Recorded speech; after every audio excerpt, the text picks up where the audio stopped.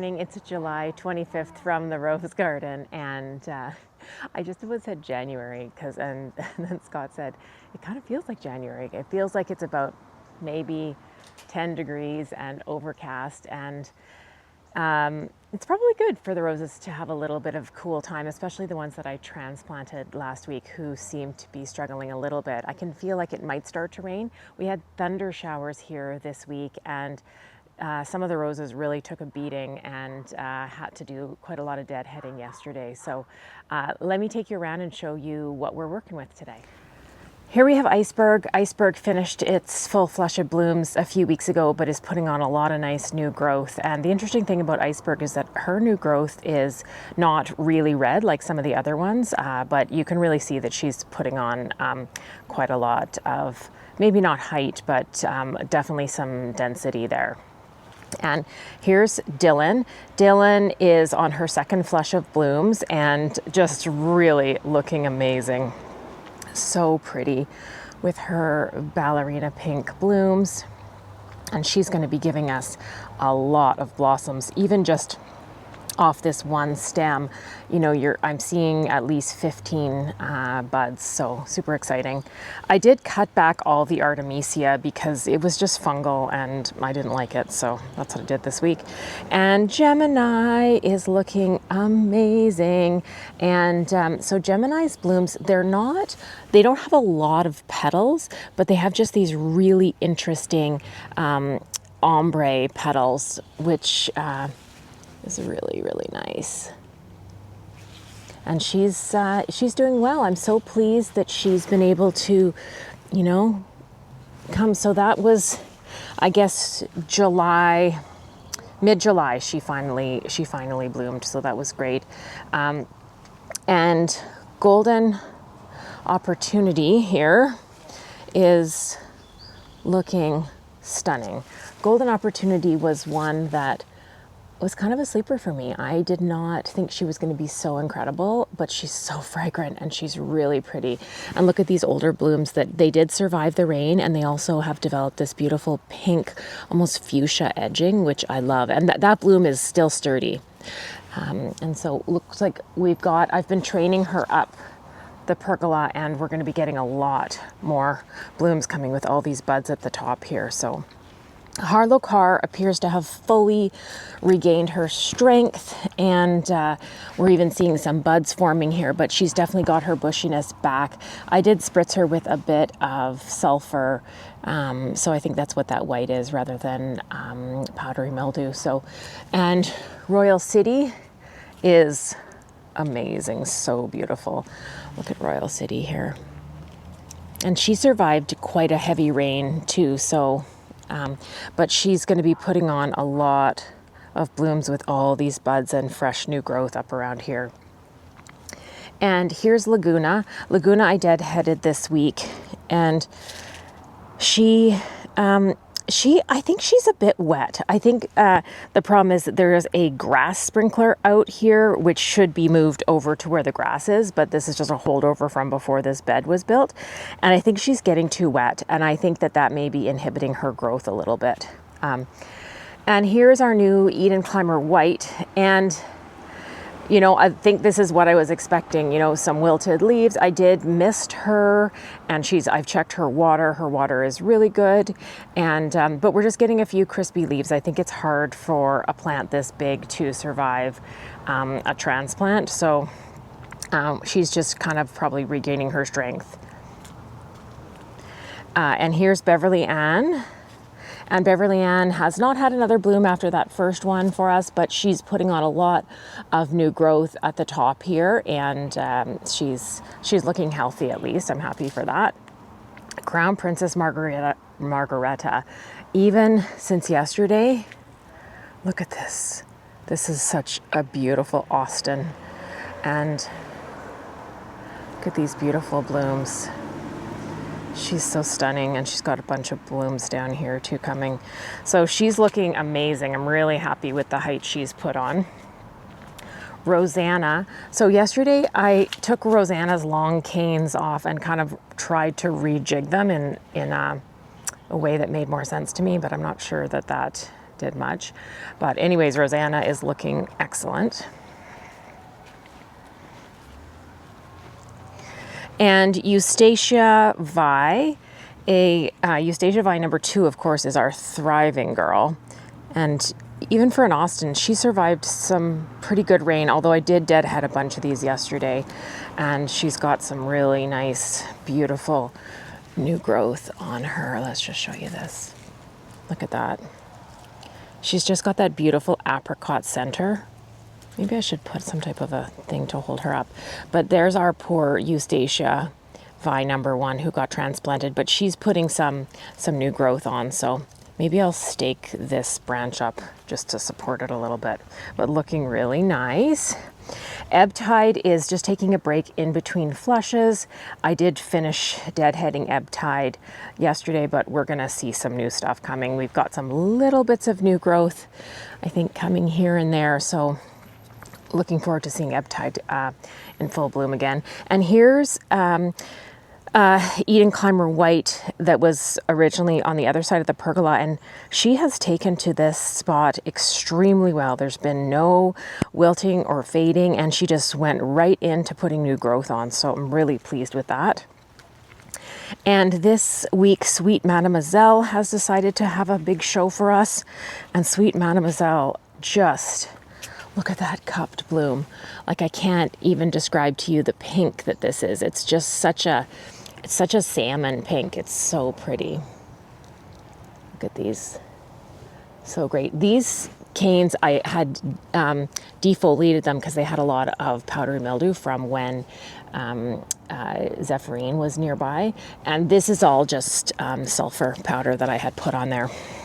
So hooray, Sweet Mademoiselle. And Fragrant Cloud is going to be coming back with her next flush, I think, in the coming weeks. She's got all this beautiful new red growth coming, and we've seen some buds forming. Secret was not very floriferous this year, but again, is I can't remember, is Secret new this year? Maybe she is, but she's got some buds forming.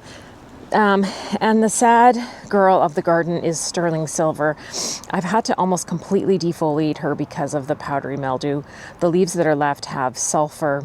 I think they're sulfur. It could also be powdery mildew, but she's still going to be putting on some blooms for us because she's setting up at least 10 buds that I can see there. So fingers crossed, but we know she's not the most resilient type of hybrid tea. And back here is Lady of Shalott, and she's like, I think these little growths and this new growth is looking really good. Some of this older growth is a bit crispy, and I think that's to be expected. But she's, I think, settling in okay. I've been checking her moisture and misting her. And Queen Mary 2, who was such a show off last week, needed to be completely deadheaded. And now with these hybrid teas that have many blooms on one stem, to find a 5 leaflet, to actually trim it right down to deadhead it properly, you end up taking the shrub way down. Like, I took this at least a foot down, and so I wanted to take it down to here. Now what I'm seeing here is that I've taken it down to a 5 leaflet, but truly I should have taken it down to this leaflet, because this is going to be an inward facing bud that comes up, and I should really have taken it down to here, which would be an outward facing bud. Same with this one. So this one was correct. So this is an outward facing bud. This is going to be outward facing. So maybe I'll go around and check my deadheading and make sure that I'm in the right direction. And here is Love's Promise. And Love's Promise had to be fully taken down again for the same reason. But you can see here what I've done. I took it down to a 5 leaflet, but I wasn't attending to the fact that this wasn't going to be inward facing. So now I have this new growth that's inward facing, which is really not ideal. So that was a mistake, but I think and this one too. Well, this one is more of an outward facing, but this is going to go in that direction. So just learning. This one is going to be a great one because This one came down to here, and this is going to be outward facing. Here's another one that I messed up. It's going to grow inward facing. I think this is going to be okay for this time of year because this is going to get pruned way back, you know, later or in the winter, I guess. This has got a bit of powdery mildew, unfortunately. But here's one I did that can't quite tell where I pruned to. But anyways, again, we're just learning. And Westerland is had to be deadheaded, but still has such a crazy orange color, so beautiful. And she doesn't have any obvious buds, but I'm sure she'll be giving us another flush. She's quite a good rebloomer. Now, Secret's out, who I moved, not like I moved it like maybe 8 inches, but I don't think she's too thrilled about that move because she's really yellowed out her leaves.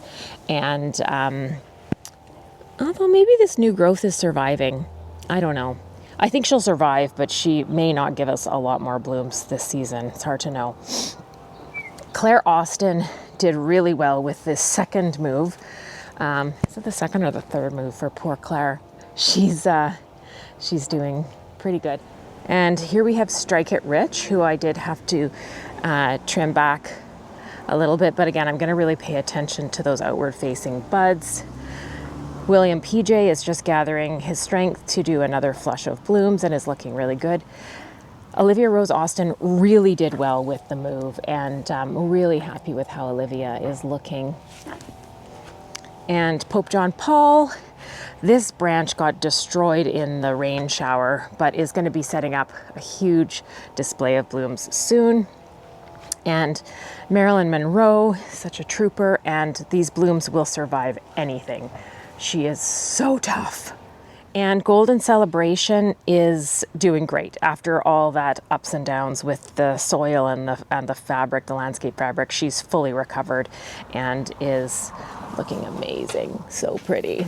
So, and Gertrude G. Cole is finally putting on some growth, and Princess Alexandra is also putting on some new growth, so super exciting. I might actually add some fertilizer. I've got to check my fertilizer records to see what I've done over the season. So before we get into any fertilizing, I'm going to do a dump run. The dump closes at 3. So I've got some plastic bags from soil for recycling, and then all this stuff is leftover lavender and the honeysuckle that I took apart, and there's just like a lot of debris from all the deadheading and stuff. So I'm going to take that over to the dump and get that done.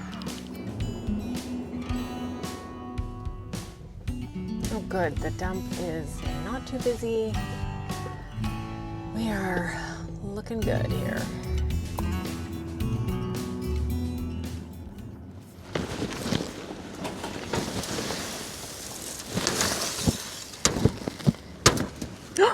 Oh crap. One of my tools is at the bottom there. You don't have a grabber or anything like that. I just realized that one of my little tools is at the bottom of that. I think any one of these would could a rake work? Oh yeah, that might be a good idea, yeah.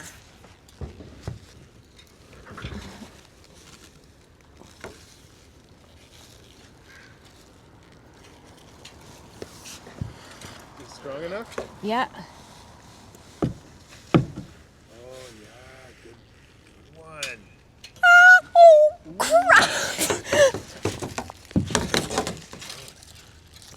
That was too good. Yeah, that like came up nicely. Oh, there it is. Yeah. Way to go. Way to go. The like $10 thing. Yeah, exactly. It's like awesome. Oh, thanks for the idea to use that. Yeah, you bet. That was close. I just about lost one of my little hand shovels, which I didn't actually even notice was missing, but I don't want to throw it out, so I was glad I was able to grab that.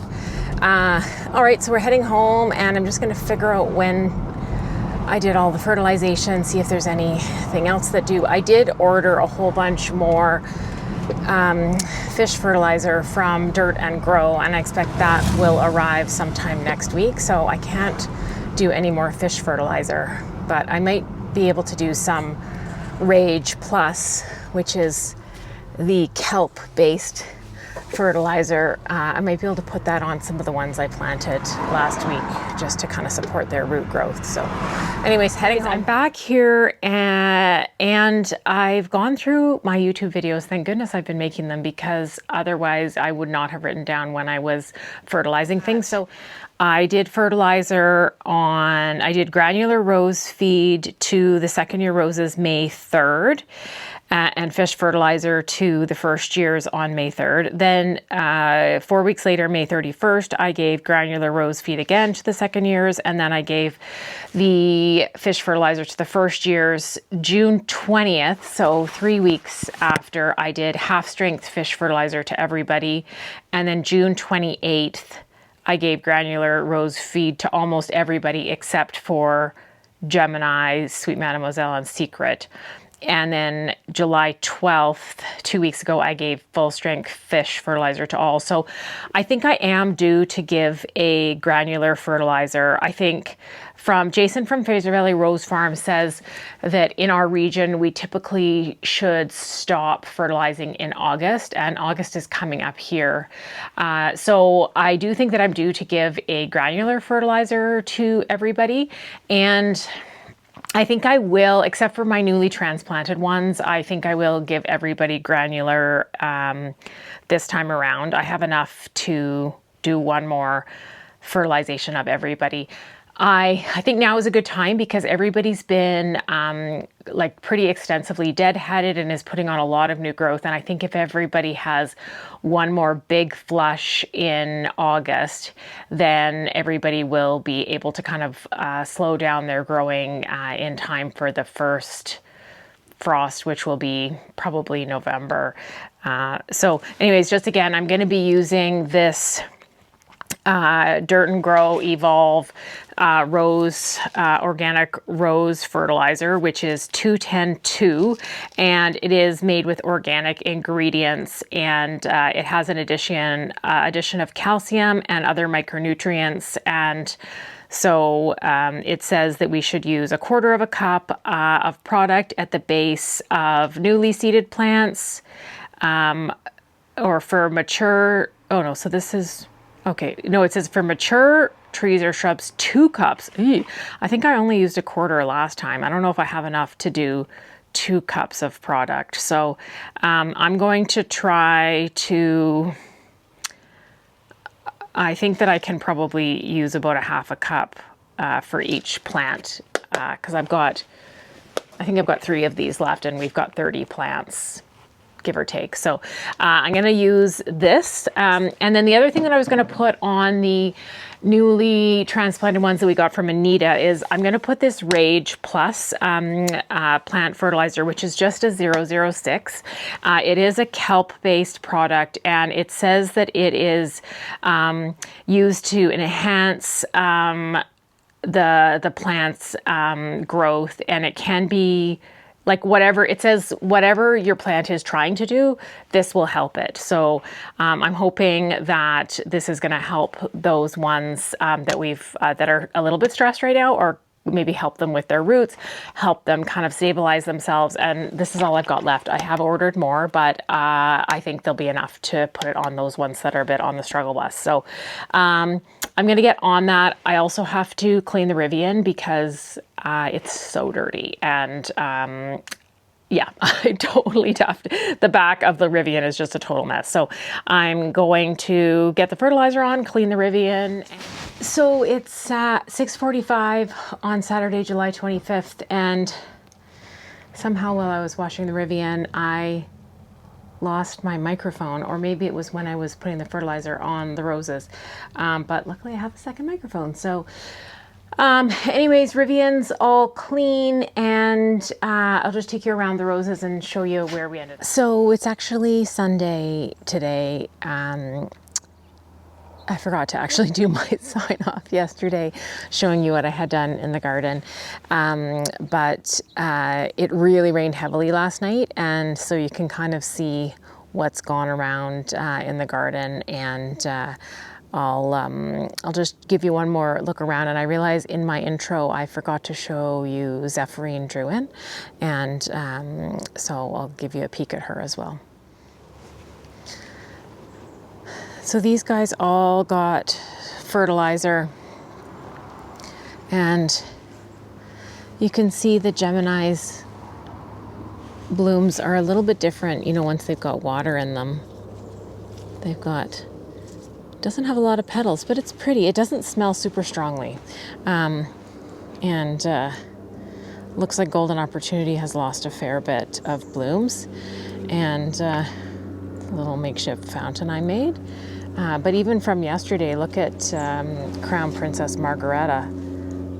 Her blooms do get pretty wet, but that's because she's in Austin. That's what Austins do. But yeah, all these guys got granular fertilizer, and oh wow, Sweet Mademoiselle looks amazing right now. So pretty. And I added extra soil in this area here. So added some more soil in this area here.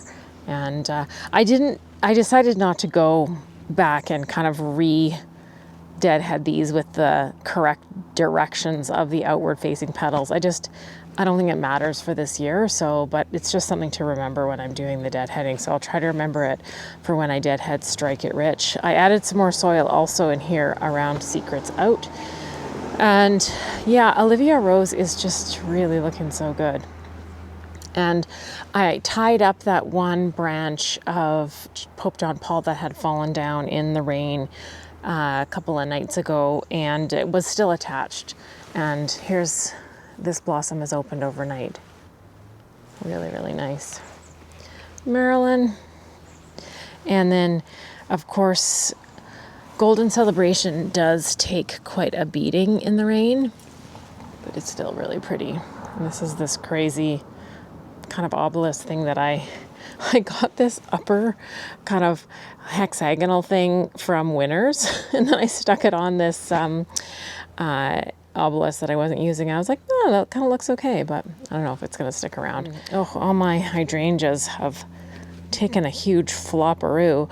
But you know what's interesting is that I cut back all these petunias, like just right to the quick. They were all green. And because I had read that it's best for them to have another flush, and it hasn't been maybe 2 weeks and they're all fully back. So yeah, these hydrangeas are flopping, but that's to be expected. This hydrangea is definitely not flopping. This hydrangea looks really, really beautiful. And this one looks really, really nice too. The one back there looks really nice as well. So here's Zephyrine. I did give Zephyrine some rage. All of her new growth has powdery mildew. You know, what am I to do about it at this point? I don't really know. So anyway, Zephyrine is tucked in here, so she can't. Oh, actually, here's some new growth that doesn't have powdery mildew, but this stuff does. So anyways, we'll see how she does there. Thanks for tuning into Rose Garden Diaries this week, and we'll see you next week to see if anybody's got their next flush of blooms. Have a great week.